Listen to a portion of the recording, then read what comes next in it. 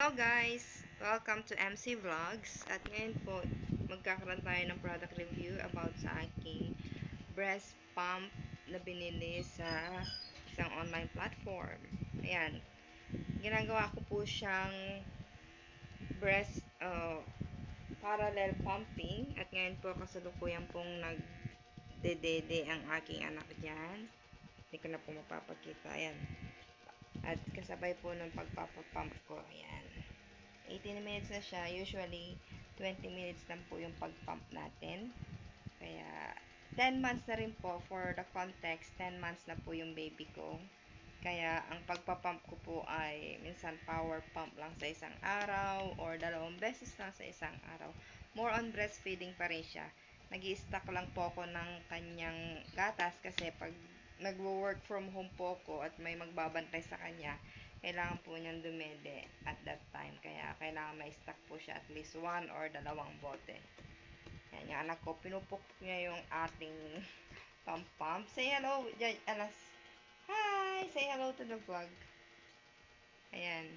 At after 20 minutes po, ipapakita ko po sa inyo kung ilan na ang nagawa natin. Ayan, ang kulit-kulit ng anak ko, diba? Wala akong magawa pag wala kaming bantay.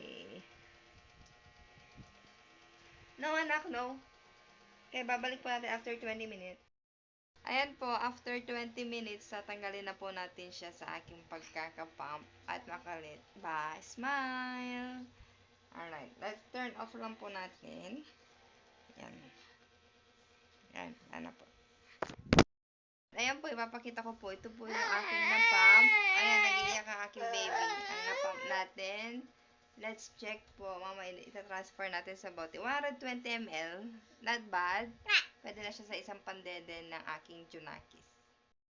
Transfer ko na po ito sa ating bote. Yan. Tatanggalin nyo lamang po yung ating motor. Then, transfer na po natin dito sa other bote.